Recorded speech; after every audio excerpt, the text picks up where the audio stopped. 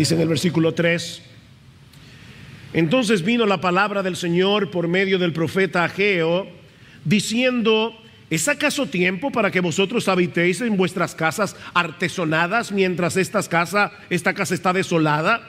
Ahora pues, así dice el Señor de los ejércitos: considerad bien vuestros caminos. Sembráis mucho, pero recogéis poco. Coméis, pero no hay suficiente para que os saciéis. Bebéis, pero no hay suficiente para que os embriaguéis. Os vestís, pero nadie se calienta. Y el que recibe salario en bolsa rota. Así dice el Señor de los ejércitos: considerad bien vuestros caminos. Subid al monte, traed madera y reedificad el templo, para que me agrade de él y yo sea glorificado, dice el Señor. Esperáis mucho, pero he aquí hay poco, y lo que traéis a casa yo lo aviento. ¿Por qué? Declara el Señor de los ejércitos: por causa de mi casa que está desolada, mientras cada uno de vosotros corre a su casa. Por tanto, por causa vuestra, los cielos han retenido su rocío y la tierra ha retenido su fruto. Y llamé a la sequía, yo llamé a la sequía sobre la tierra, sobre los montes, sobre el trigo, sobre el mosto, sobre el aceite, sobre lo que produce la tierra, sobre los hombres, sobre el ganado y sobre todo el trabajo de vuestras manos. Y Zorobabel, hijo de Salatiel, el sumo sacerdote, Josué, hijo de Josadac, y todo el remanente del pueblo obedecieron la voz del Señor su Dios y las palabras del profeta Ageo, como el Señor su Dios la había mandado, y temió el pueblo delante del Señor.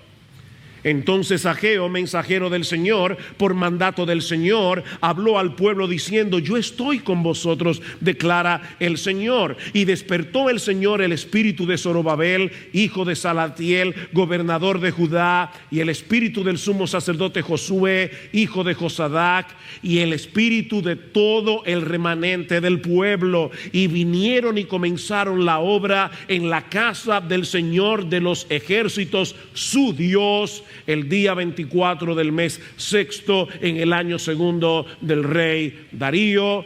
Esta es la palabra de Dios. Alguien dijo en cierta ocasión que la santificación progresiva, la santificación de los cristianos, consiste en reducir la brecha que existe entre nuestra teología y nuestra vida práctica, entre lo que nosotros decimos creer y la forma como vivimos. Mis hermanos, nosotros sabemos muchas cosas, y si tú tienes tiempo en el Señor y lees su palabra y escuchas la predicación de su palabra, tú sabes muchas cosas de las Escrituras, pero debemos reconocer que muchas veces somos incoherentes entre lo que sabemos y lo que hacemos. Por ejemplo, los cristianos decimos con frecuencia, es una frase que se escucha mucho en las iglesias evangélicas: de nada sirve tener muchas cosas de este mundo y no tener a Dios. ¿Podemos decir amén a eso? Claro que sí, claro que sí. Preferiríamos no tener absolutamente nada siempre que lo tengamos a Él. Wow, eso suena tan espiritual, se oye tan bien en la iglesia el domingo. Pero, mis hermanos y hermanas, ¿acaso no es verdad que muchas de nuestras preocupaciones tienen que ver con el hecho de no tener cosas de esta tierra? No estoy hablando de Dios, no estoy hablando de bendiciones espirituales. Cosas que queremos tener y no tenemos. Tenemos a Dios y somos cristianos, pero en el fondo de nuestros corazones pensamos que Él no es suficiente. Vivimos en una cultura marcadamente materialista que nos impacta, nos influencia en lo más profundo de nuestro ser. Y si no nos mantenemos en guardia, fácilmente seremos atrapados por la idolatría. Y la idolatría no es otra cosa que hacer o buscar nuestro deseo de satisfacción, buscar nuestro deseo de plenitud, buscar nuestra seguridad en las cosas creadas en vez de buscarlas en el Creador. Es dejar de admirar a aquel que es supremamente adorable, supremamente admirable, y comenzar a buscar, a desear más las cosas creadas por Él que a Él. ¿Nunca has cometido ese pecado? Yo sí. Mis hermanos, es por eso que el apóstol Juan termina su primera carta dirigida a un grupo de cristianos en Éfeso, diciéndoles que, ¿cuál es la última frase de primera de Juan? Hijitos, guardaos de los ídolos. Hijitos, guardaos de los ídolos. Y lo que vamos a ver en la mañana de hoy, al continuar con nuestra serie expositiva en el libro de Ageo, es el resultado práctico que se produce cuando no le hacemos caso a esa advertencia. Guardaos de los ídolos implica algo que nosotros tenemos que hacer. Tenemos que estar alertas, tenemos que estar conscientes para poder guardarnos de la idolatría.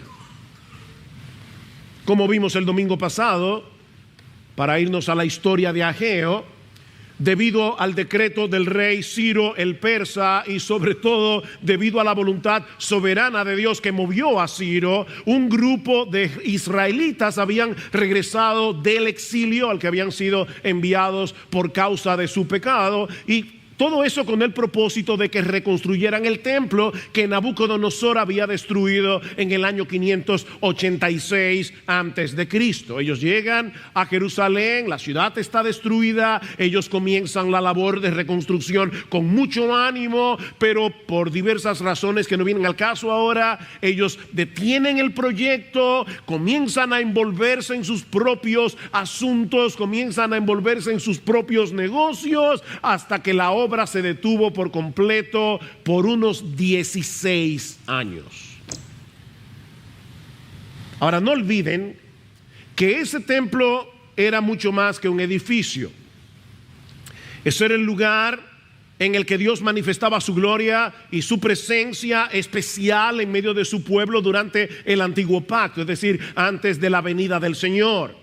De manera que estos hombres y mujeres estaban poniendo sus intereses personales por encima de Dios mismo, porque en el fondo de sus corazones estaban buscando satisfacción en otras cosas. Ese era el problema. Habían perdido el rumbo, se habían extraviado, ellos no estaban pensando bien. Es a eso que se refiere el Señor cuando dice: si tu ojo es maligno, todo tu cuerpo estará lleno de luz. La palabra allí es: si tu ojo es visco, esa es la palabra. Si tu ojo está viendo doble, tú no estás viendo bien, tú no estás viendo bien la realidad, tú no estás pensando bien. Y porque no estás pensando bien, toda tu vida está llena de oscuridad, tú estás andando a tientas y en tinieblas. Pero el Dios de toda gracia, el Dios de toda bondad, no se había olvidado de su pueblo. Él no había olvidado la promesa de pacto que Él había hecho, de que Él sería su Dios y de que ellos serían su pueblo. Y es por eso que ahora en el año 520 antes de Cristo les envía su palabra por medio del profeta Ageo para hacerlos despertar, como veremos en el pasaje que vamos a considerar en la mañana de hoy, que podemos dividir en dos partes. La primera es un llamado de parte de Dios en los versículos 3 al 11. La segunda es la respuesta del pueblo al llamado de Dios en los versículos 12 al 15. Un llamado, una respuesta.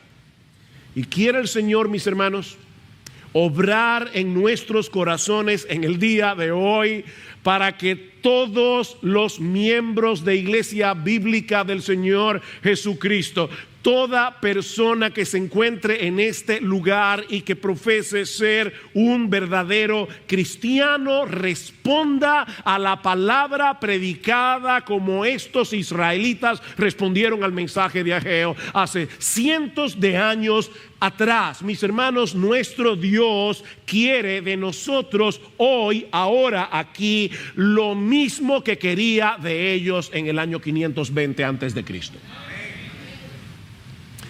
Veamos entonces, en primer lugar, el llamado de Dios. Y es un llamado a reconsiderar. Reconsiderar. Noten el versículo 5 otra vez. Ahora pues, así dice el Señor de los ejércitos, considerad bien vuestros caminos. Versículo 7, así dice el Señor de los ejércitos, considerad bien vuestros caminos. Que Dios lo diga una vez es suficiente, que lo diga dos veces. Ya hay que poner atención. Y luego lo va a repetir dos veces más en el capítulo 2. Consideren, consideren.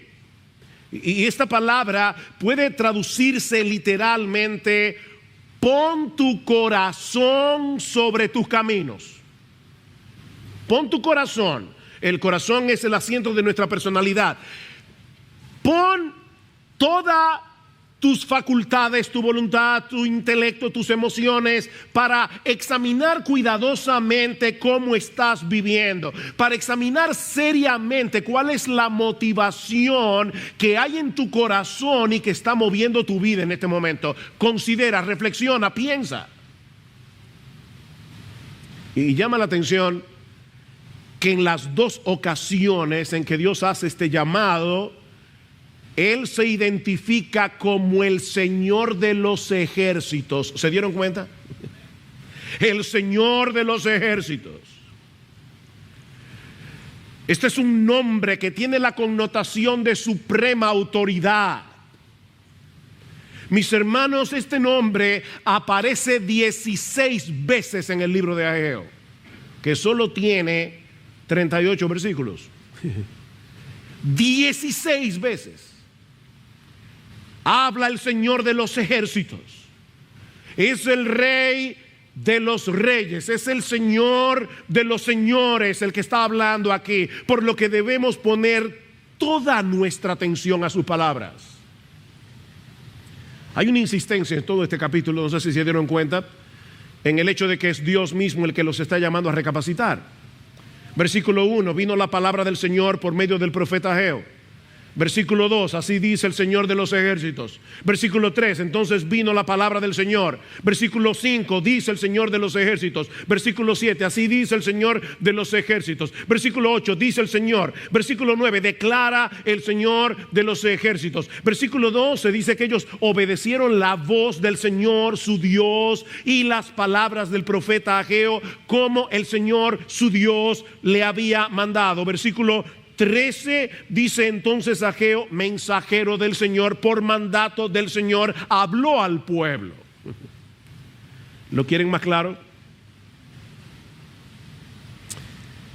Miren, aunque hay una enorme diferencia entre un profeta y un predicador, nosotros no somos inspirados por Dios.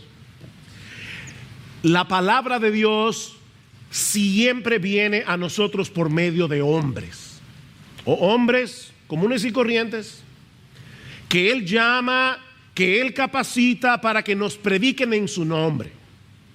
Mis hermanos, cada vez que nosotros venimos a la iglesia y la palabra de Dios es explicada y aplicada fielmente, es Dios el que está hablando. El que a vosotros oye, les dice Jesús a sus discípulos, a mí me oye. Lucas 10:16, perdón. El que a vosotros oye, a mí me oye.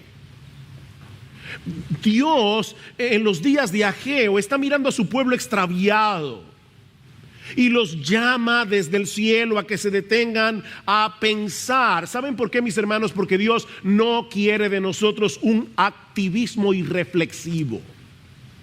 No es tan sencillo como, bueno, mira, ya deja de hacer esto y comienza a hacer esto otro. No. No, antes de mover un pie, antes de mover un dedo, detente a pensar. Reflexiona.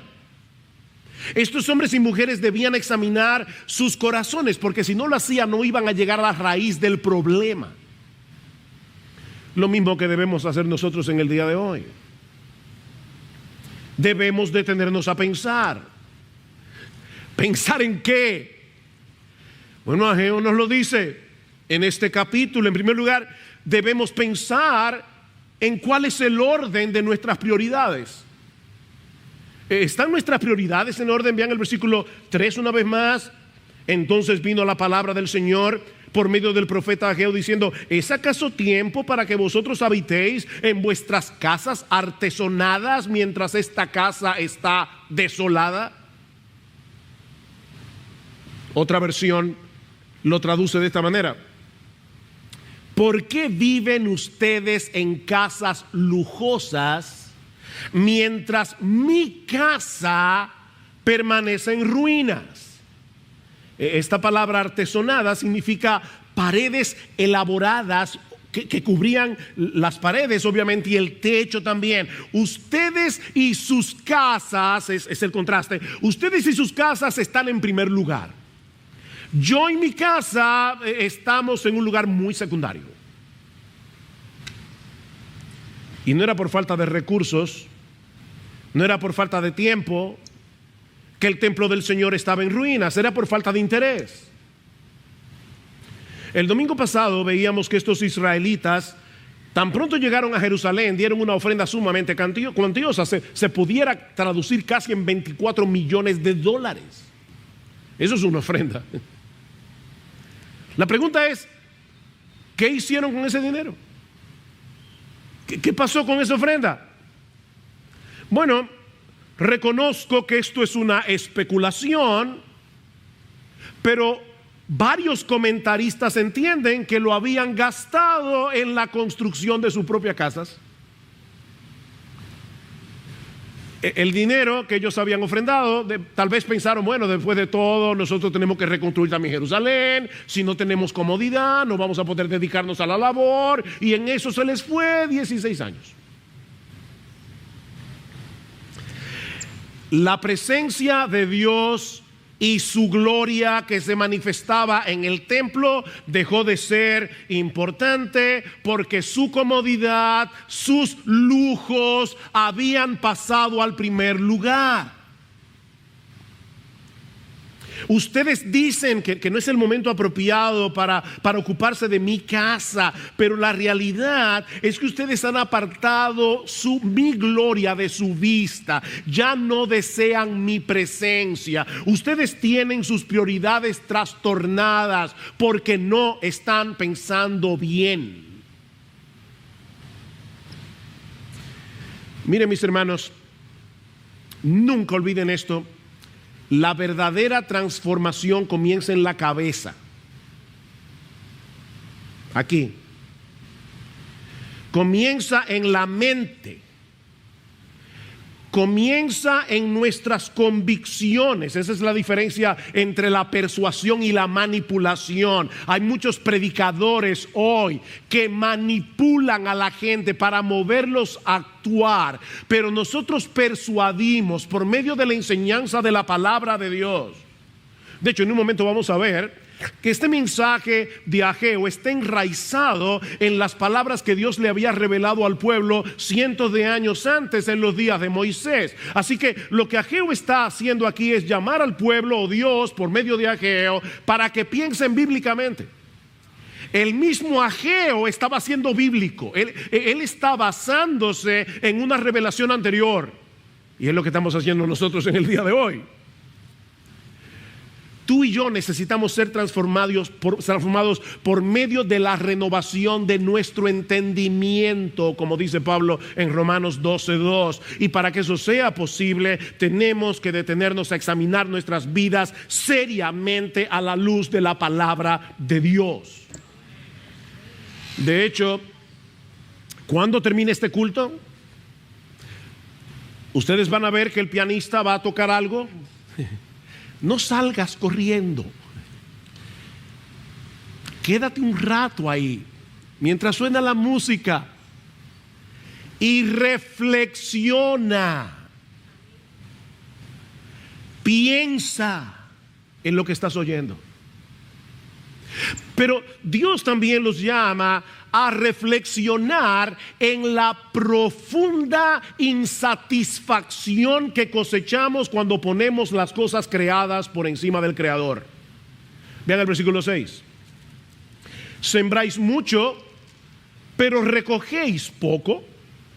Coméis, pero no hay suficiente para que os saciéis. Bebéis, pero no hay suficiente para que os embriaguéis. Os vestís, pero nadie se calienta. Y el que recibe salario en bolsa rota. Así dice el Señor de los ejércitos: considerad bien vuestros caminos. Otra vez. Vivían en abundancia y profundamente insatisfechos. ¿Qué dice Salomón en Eclesiastés capítulo 5 versículo 10? El que ama el dinero no se saciará de dinero. Niños, ustedes han recibido en Navidad esos juguetitos que dice que la batería no está incluida. Oye, qué decepción. Yo recuerdo eso muchas veces. Abrí el jueguito, quería jugar, no, la batería no está incluida. Mira, las cosas de este mundo vienen sin batería. No, la batería no está incluida. Esas cosas no funcionan sin Dios. El que ama el dinero no se saciará de dinero, y el que ama el mucho tener no sacará fruto, porque nunca es suficiente. Yo nada más quiero $1 milloncito, pero después uno se pone a pensar, bueno, pues si me dio un cáncer y tengo que hacer una quimioterapia, $1 millón, no va a ser suficiente. Le preguntaron una vez, creo que fue a Howard Hughes, ¿cuánto es suficiente? Y él dijo, un poco más, siempre un poco más. Dice Proverbios que nosotros tenemos una sanguijuela. Dame más, dame más, dame más. Mi hermano, mata esa sanguijuela. Mátala. Ahora, el problema no está en el dinero en sí, no me malentiendan, es en el hecho de convertirlo en un ídolo. Es el hecho de tratar de encontrar en las riquezas y en las posesiones ese sentido de seguridad, ese sentido de satisfacción que solo podemos encontrar en Dios. Ellos tenían las cosas esenciales de la vida: comida, bebida, vestido, las mismas cosas que menciona Jesús en Mateo capítulo 6. ¿Se dieron cuenta? No os afanéis por vuestra vida, qué habéis de comer, qué habéis de beber, qué habéis de vestir, las cosas esenciales. Pero no solamente tenían las cosas esenciales, ellos vivían en casas cómodas, ellos vivían en casas lujosas.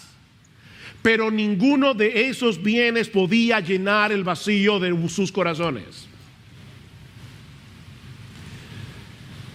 Miren, mis hermanos, si relegamos a Dios a un segundo plano, no importa lo mucho que tengas, no importa lo mucho que acumules, siempre serás un miserable. Se puede ser un rico miserable, se puede ser un pobre miserable que anhela ser rico, pero siempre serás un miserable.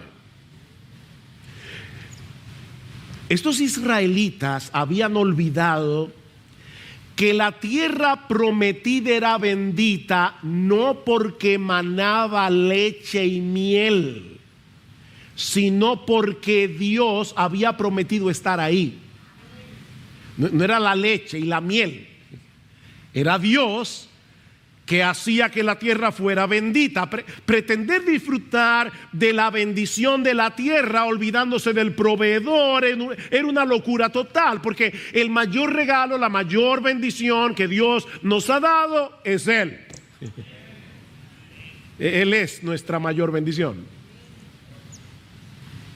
Es por eso que Dios también los llama a poner primero lo primero. Otra vez, Jesús en Mateo 6: buscad primeramente el reino de Dios y su justicia. Bueno, eso es lo que Ageo está diciendo aquí. Busquen primero lo primero, para que puedan volver a disfrutar de la bendita bendición de su presencia en medio de ellos. Versículo 8: subid al monte, traed madera y reedificad el templo, para que me agrade de él y yo sea glorificado, dice el Señor. No debemos actuar sin reflexionar, pero tampoco debemos dedicarnos a una vida contemplativa. No hago nada porque estoy pensando. Alguien ha dicho: la acción sin reflexión es imprudente, pero la reflexión sin acción es estéril. Examina tu vida, pero no te quedes ahí, ahora debes actuar. Es lo que le está diciendo Dios al pueblo. Suban al monte, busquen madera, reconstruyan mi casa. Y otra vez, miren cuál es la motivación: para que me agrade de él, es decir, del templo. Yo me voy a agradar de esa casa por lo que esa casa representa, y yo sea glorificado, dice el Señor. ¿Se están dando cuenta de lo que está pasando aquí? Dios les está diciendo: busquen primero mi gloria, busquen primero mi reino, lo demás es añadidura. Pero si ustedes ponen mis intereses por encima de vuestros intereses, al final entonces entenderéis y experimentaréis verdadera satisfacción. Es el orden que está trastornado. Ahora, hay algo interesante aquí que yo no quiero que ustedes dejen de notar. Es importante. Cuando lleguemos al capítulo 2, la semana que viene, si el Señor lo permite, vamos a ver que en comparación con el templo de Salomón, este templo que ellos iban a reedificar no era nada extraordinario. Sin embargo, ¿qué está diciendo Dios aquí? Yo voy a ser glorificado en ese templo, porque eso no depende de cuán espectacular quede el edificio. Eso depende de que yo esté ahí. Es mi presencia lo que lo hace espectacular. Ustedes recuerdan cuando Jacob estaba huyendo de Saúl y de repente dice en Génesis capítulo 28 versículo 11 que él llegó a un cierto lugar, ni siquiera nos dice cuál es el nombre. Dice que Jacob llegó a un cierto lugar, se durmió allí, el sol se había puesto, y tomó una de las piedras y se la puso debajo de la cabeza y se acostó y se durmió. Increíble. Jacob está en medio de la nada con una piedra funcionándole de almohada. Pero en ese lugar tan ordinario, en ese lugar tan común y corriente, Dios vino a encontrarse con él, y eso lo cambió todo. Dice en el versículo 16, que despertó Jacob de su sueño y dijo: ciertamente el Señor está en este lugar y yo no lo sabía. Y tuvo miedo y dijo: cuán imponente es este lugar. Esto no es más que la casa de Dios, y esta es la puerta del cielo. ¡Qué visión! El día anterior era un campo, ahora es un lugar imponente. Mis hermanos, la presencia de Dios en una iglesia no depende de la magnificencia del edificio. No depende de contar con un acompañamiento musical espectacular para el tiempo de alabanza. No depende de que nosotros planifiquemos un culto tipo Disney. No. Miren, podemos estar en un edificio súper sencillo, cantar a capela, o en medio de la nada. Pero si Dios viene a nosotros con su palabra, de repente lo ordinario se convierte en algo imponente, porque Él está ahí. Él está ahí. Escuchen lo que Dios le dice a Israel, y este pasaje siempre me ha chocado. Luego de darle los 10 mandamientos en Éxodo 20, dice: altar de tierra harás para mí y sacrificarás sobre él tus holocaustos. Dios, perdona, pero un altar de tierra, mira, nosotros podemos buscar algo más bonito. Es más, vamos a buscar una diseñadora de interiores Yo no quiero diseñadora de interiores. Yo quiero un altar de tierra. Y de hecho, más adelante dice, tampoco lo quiero de piedras labradas. No es, déjeme decirlo en lenguaje de los jóvenes, yo no quiero un altar fancy. Altar de tierra. ¿Saben por qué? Ahora escuchen. Porque en todo lugar donde yo hiciere que esté la memoria de mi nombre, vendré a ti y te bendeciré. Aunque sea un altar de tierra. Y eso es lo que ocurre cuando su pueblo se congrega en su día. Mis hermanos, no olviden que la iglesia es la casa de Dios, dice Pablo en 1 Timoteo capítulo 3 versículo 15, lo mismo que dice Jacob, esta es la casa de Dios. Bueno, esta es la casa de Dios, esta es la puerta del cielo, porque esta es la columna y baluarte de la verdad. Mis hermanos, este edificio de varilla y de cemento, que por cierto, Dios nos ha dado uno bastante cómodo en comparación con el de muchas iglesias. Pero este edificio, y soy intencional en llamarle edificio, porque esto no es un templo. Esto no es un templo. Siempre que yo escucho a las personas decir, yo voy al templo, no, tú no vas al templo, tú eres el templo. Esto es un edificio que alberga el templo. Y cuando nosotros le llamamos templo al edificio, podemos perder de vista el verdadero templo del nuevo pacto. Y yo entiendo por qué la gente dice eso. Pero permítame esa pequeña corrección. Es un asunto de semántica, pero importante. Este edificio de varilla y de cemento se convierte en un lugar imponente cuando su pueblo se congrega para adorarle y escuchar su palabra. Porque este es el lugar que Dios ha escogido para que habite la memoria de su nombre. Y hay una bendición especial que desciende en medio de su pueblo cuando nos congregamos para escuchar su palabra y recordar la memoria de su nombre. Mirad cuán bueno y cuán deleitoso es habitar los hermanos juntos en armonía, porque allí envía Jehová bendición y vida eterna.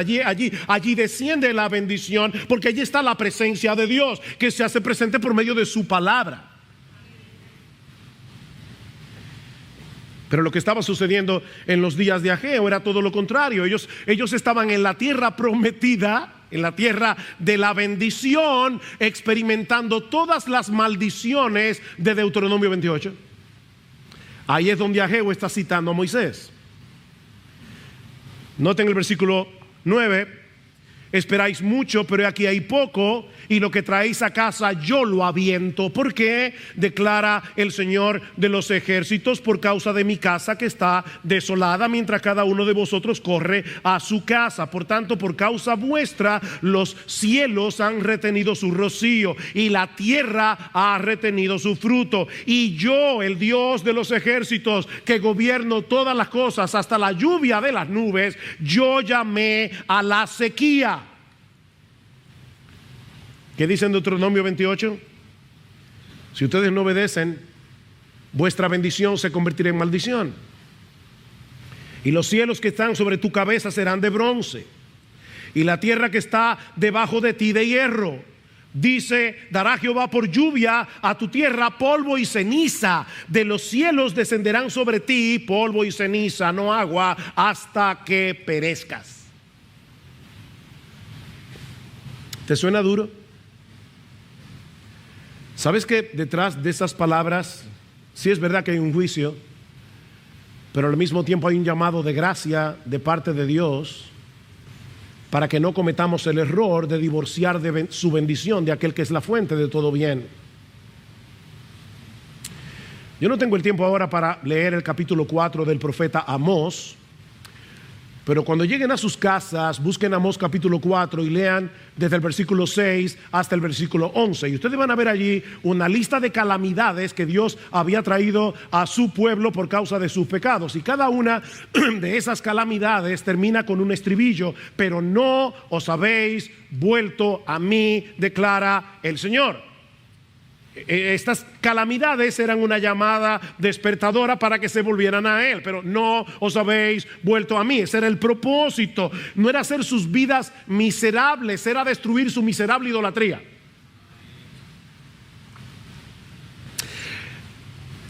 Mis hermanos, nuestro Dios es tan bueno que muchas veces Él nos quita un bien menor para darnos uno mayor, infinitamente mayor.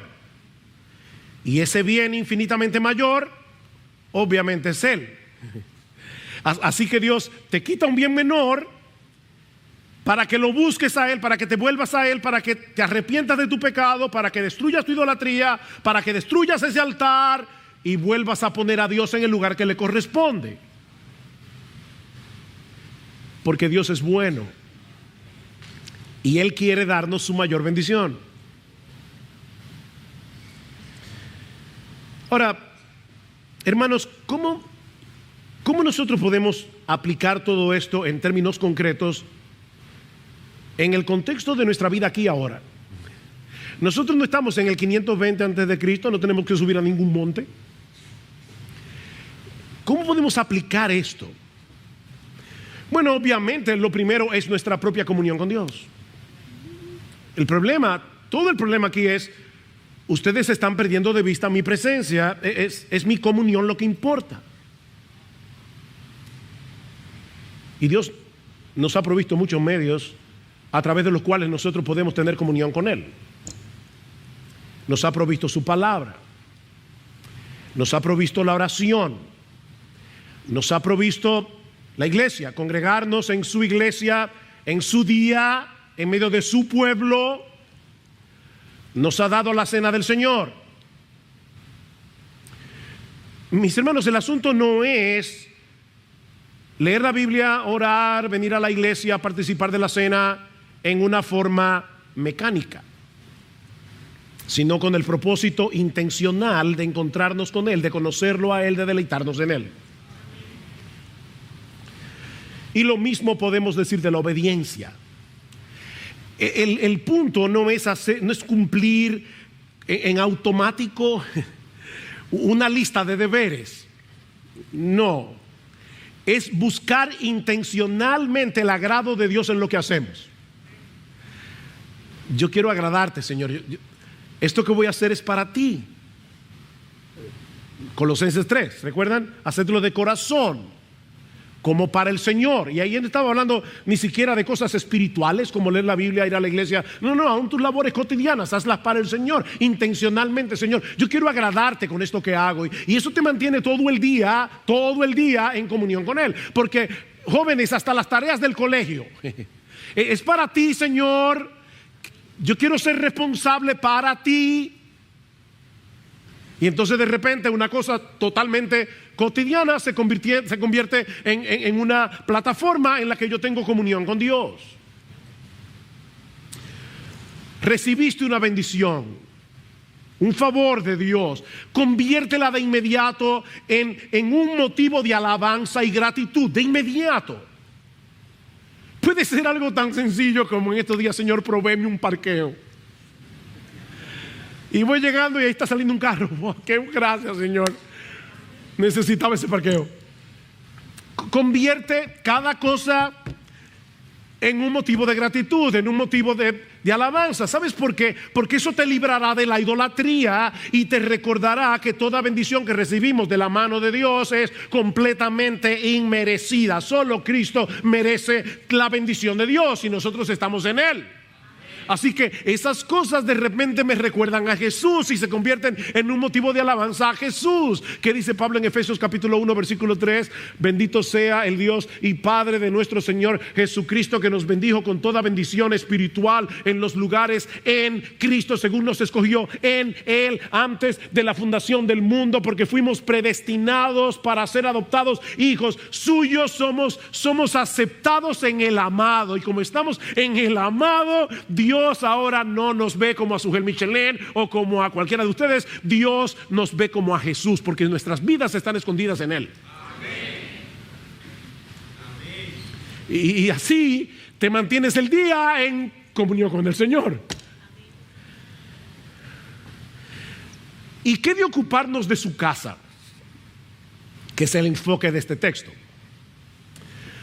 Bueno, no olvides que este templo en el Antiguo Testamento no era más que un anticipo del verdadero templo, que es el Verbo encarnado.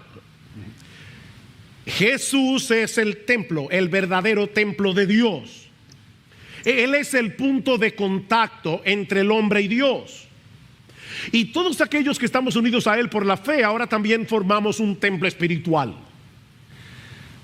Pedro nos dice en su primera carta: acercándoos a Él, piedra viva, desechada ciertamente por los hombres, mas para Dios escogida y preciosa, Cristo, vosotros también, como piedras vivas, sed edificados como casa espiritual y sacerdocio santo, para ofrecer sacrificios espirituales aceptables a Dios por medio de Jesucristo. Me encantó que un hermano de nuestro grupo pequeño esta semana me decía que cuando oí el sermón del domingo pasado se acordaba de este texto. Nosotros somos el templo de Dios del nuevo pacto. La pregunta es: ¿nos estamos ocupando de ese templo? Porque el problema de Israel en aquellos días es: Señor, mis intereses están por encima de tu casa. La pregunta es: ¿nos estamos ocupando de esa casa nosotros ahora o en el día de hoy? ¿Procuramos intencionalmente que los miembros de esta iglesia con los que tenemos contacto durante la semana o tal vez en nuestro grupo pequeño, nosotros podamos hablar la verdad en amor con esos miembros, para que todos juntos podamos seguir creciendo a la imagen de nuestro bendito Señor y Salvador? ¿O todavía no es el tiempo? Tú te estás convenciendo a ti mismo que tú no tienes tiempo. ¿Cuál es el proceso que se describe en Efesios 4, versículo 11? Y Él mismo, Cristo, constituyó a unos apóstoles, a otros profetas, a otros pastores y maestros. ¿Para qué? Para perfeccionar a los santos. ¿Para qué? Para que los santos, los creyentes, hagan la obra del ministerio. ¿Para qué? Para que todos juntos sigamos creciendo a la medida del varón perfecto, que es nuestro Señor Jesucristo. Para que, hablando la verdad en amor, crezcamos en todo en aquel que es la cabeza, cuando cada miembro actúa conforme a los dones que el Señor le ha dado. Ese es el proceso. ¿Cuál es la misión de esta iglesia? Formar una comunidad de discípulos que hacen discípulos, hablando la palabra en dependencia del Espíritu Santo. La misión de esta iglesia es conformar un cuerpo en el que todo el mundo está discipulando y siendo discipulado. ¿Ves? No tienes que hacer algo extraordinario, es simplemente ocuparte en un momento dado de bendecir a otro creyente para que siga conformándose a la imagen de Jesús. Tú también estás luchando con lo mismo, pero se están ayudando mutuamente.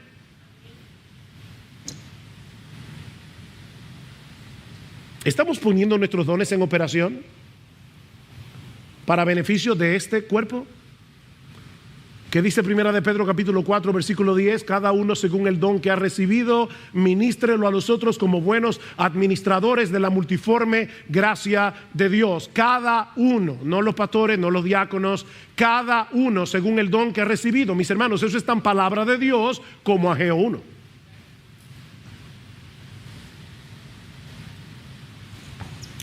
Al inicio de este culto se hizo un llamado a los miembros de IBCJ.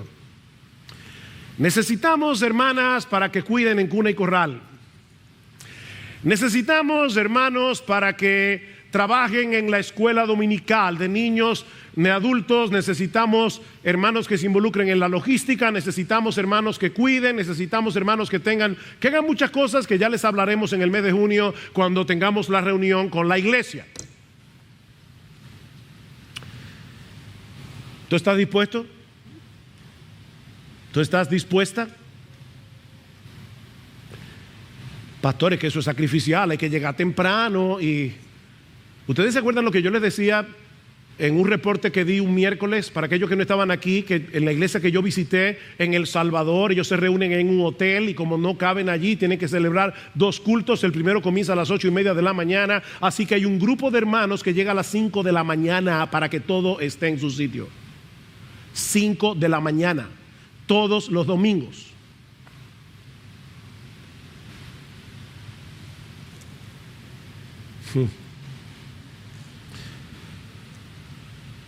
Sí es sacrificial, pero debemos estar tan interesados en la gloria de Dios que se manifiesta en la iglesia, dice Pablo en Efesios 3:21. Es aquí sea la gloria en la iglesia en Cristo Jesús por todas las edades, por los siglos de los siglos, aquí en la iglesia. Estamos tan interesados en esa gloria que deberíamos estar dispuestos, mis hermanos, a salir de nuestra zona de comodidad y a decir como el profeta Isaías: heme aquí, envíame a mí. Ahora, ¿sabes lo interesante? Cuando tú pones tus propios intereses por encima de los intereses de Dios, terminarás insatisfecho. Nuestro Dios no es un Dios malo. Él está buscando nuestro bien. Por lo tanto, ponlo a Él primero y tu vida va a ser una vida satisfactoria. Y ni hablar de otros ministerios. Aquí necesitamos más líderes de grupos pequeños. Aquí necesitamos hermanos que ayuden a sentar a las visitas. Aquí necesitamos más hermanos que ayuden con el parqueo. Aquí necesitamos un montón de gente.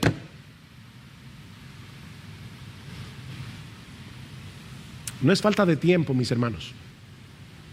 No, por favor, no te engañes a ti mismo. No sigas cometiendo ese error, porque es contra tuya que lo estás cometiendo. No es falta de tiempo, no es falta de recursos, es un problema de perspectiva, es un problema de interés. En nuestra lista de prioridades nosotros debemos poner primero lo primero.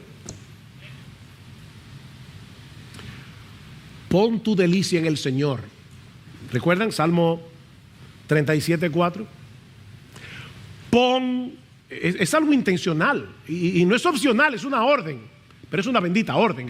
Es una orden del Dios bueno que quiere nuestro bien. No quiero que te desgracies la vida, y por eso pon tu delicia en el Señor y Él te dará las peticiones de tu corazón. ¿Cómo así? O que cuando Dios es tu delicia, tus prioridades estarán en su lugar y por lo tanto tus oraciones serán adecuadas conforme a su voluntad, y por lo tanto Él te concederá las peticiones de tu corazón, porque tu corazón está afinado con el suyo.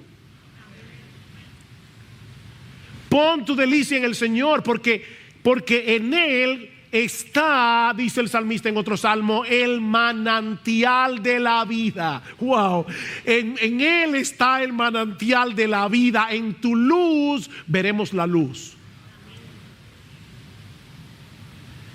Mis hermanos, nuestro Dios es supremamente adorable, nuestro Dios es supremamente deleitoso, nuestro Dios es supremamente digno de amor, de servicio, de adoración. Ninguna de las cosas creadas por Él puede producir una mayor satisfacción que aquel que la creó.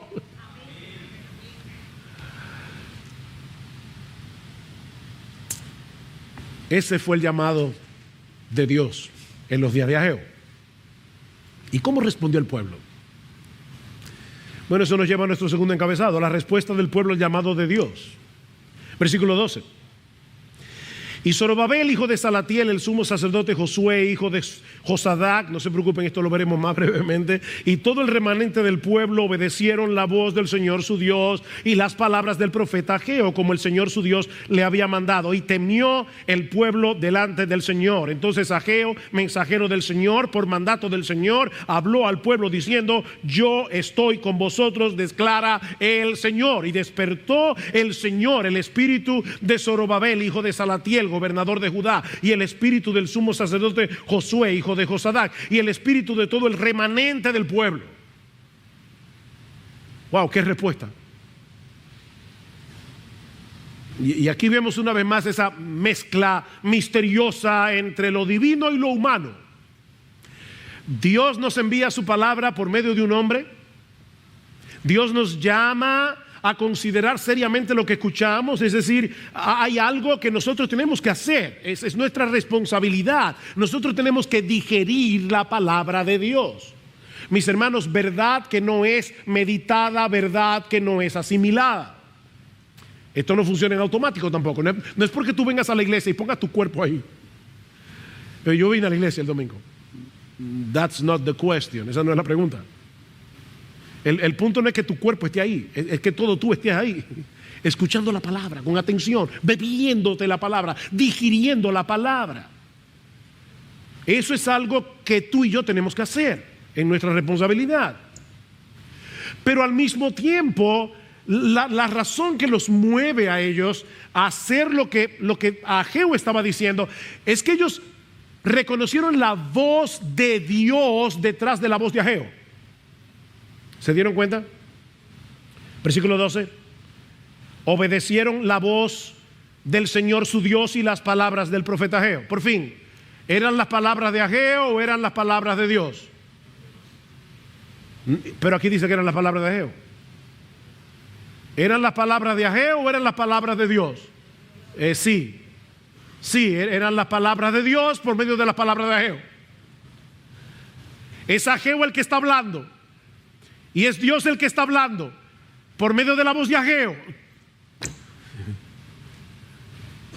No lo entiendo, pastor, yo tampoco. Pero ese es el misterio de la revelación. Y entonces ellos reaccionan, porque como digo, ellos están oyendo a Ageo, pero están oyendo a Dios. Y le temieron al Señor. ¿Lo leyeron en el versículo 12? Y temió el pueblo delante del Señor.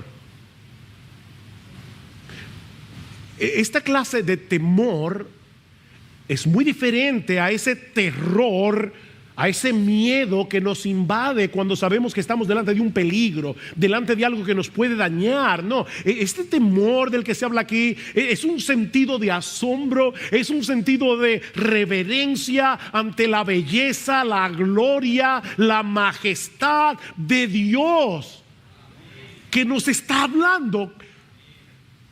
El Dios del cielo me está hablando.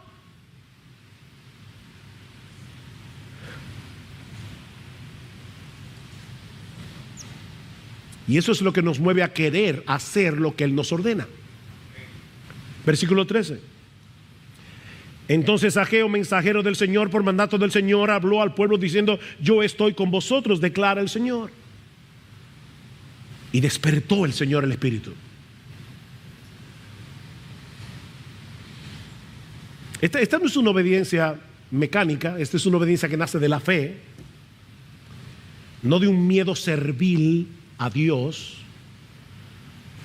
Si no hacemos esto, nos caerá un rayo del cielo. No, miren, si fuera así, habrían tormentas todos los días. No, es que nosotros sabemos que Él es infinitamente bueno, que Él es infinitamente sabio, que Él nos ama en Cristo con un amor inalterable, profundo, inmutable, y por eso nosotros queremos hacer lo que Él nos manda. Es por fe que andamos.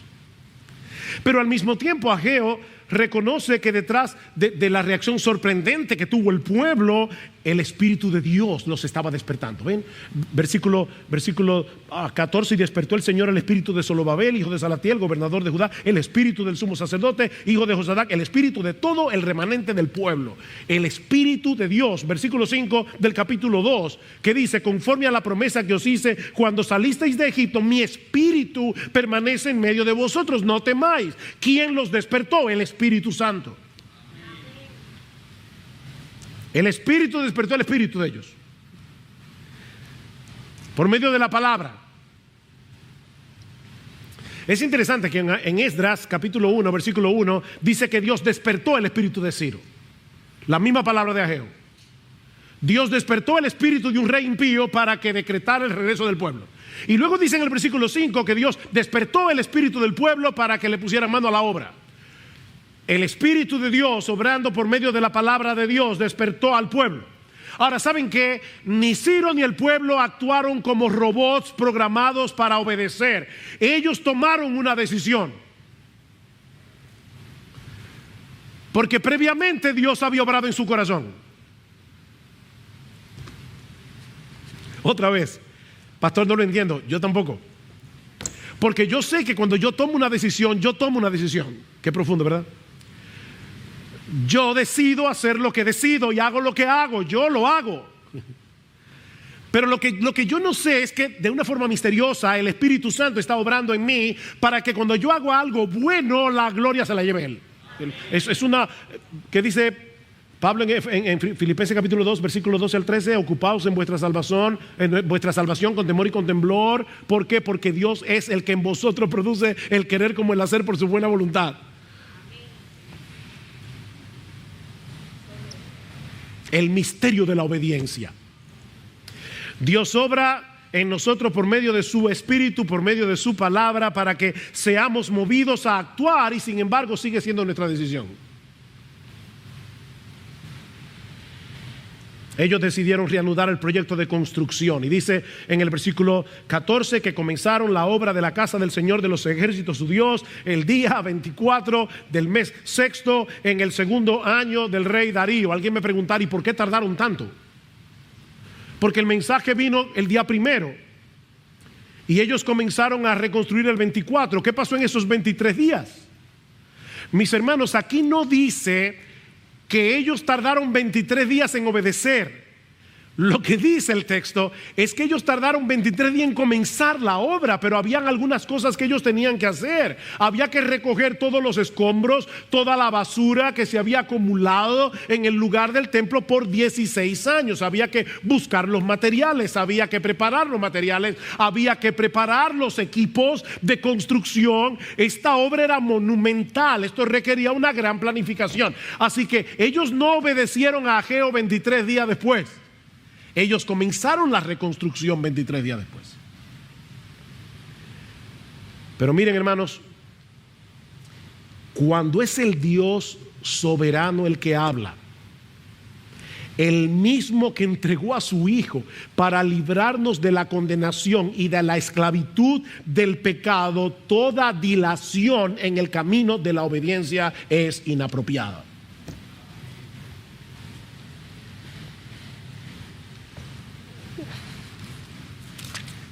Déjenme leerles algo que no está en mis notas, pero sí en mi cabeza desde que me levanté esta mañana. Hebreos 3.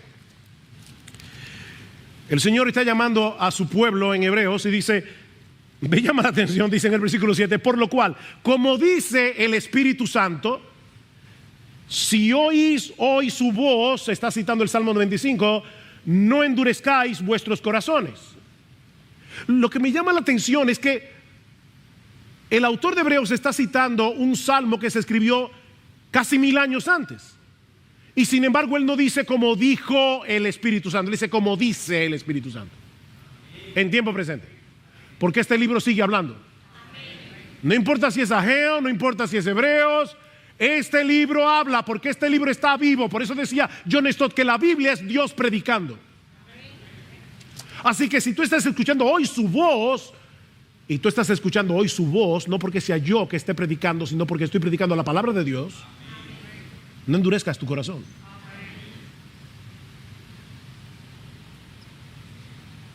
¿Qué decían ellos al principio? Este no es el momento más apropiado.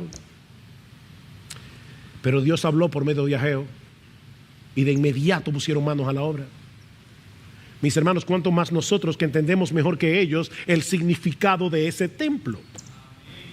Ellos estaban contemplando apenas una sombra de algo mucho más glorioso, la encarnación del Hijo de Dios que se hizo hombre para morir en una cruz, para redimirnos de nuestros pecados, para comprarnos para Dios, para adoptarnos como hijos suyos y hacer de nosotros su templo. Este templo, mis hermanos, simbolizaba el Evangelio. ¿Se dan cuenta? Este templo simbolizaba el Evangelio, cuyos beneficios ahora nosotros disfrutamos de pura gracia. Y ese amor incomprensible, incomparable de Dios es el combustible que debe movernos a la obediencia.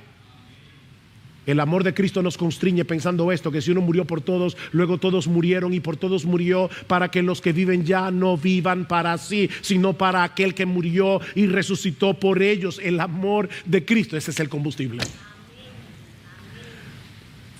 Oh, mis hermanos, no estamos solos en el camino de la obediencia. Así como Dios les asegura a los israelitas en los días de Ageo: yo estoy con vosotros. Lo vieron en el versículo 13, yo estoy con vosotros. Así nuestro Emmanuel, Dios con nosotros, ha prometido: yo estoy con ustedes todos los días hasta el fin del mundo. Nuestro Emmanuel. Él habita en nosotros por su Espíritu.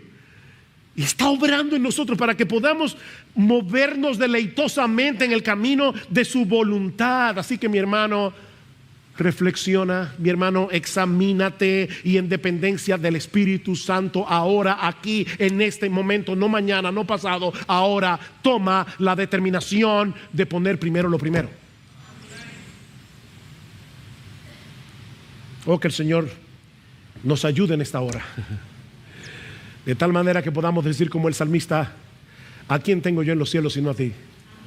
Y fuera de ti nada deseo, nada deseo. En la tierra mi carne y mi corazón desfallecen, mas la roca de mi corazón y mi porción es Dios para siempre.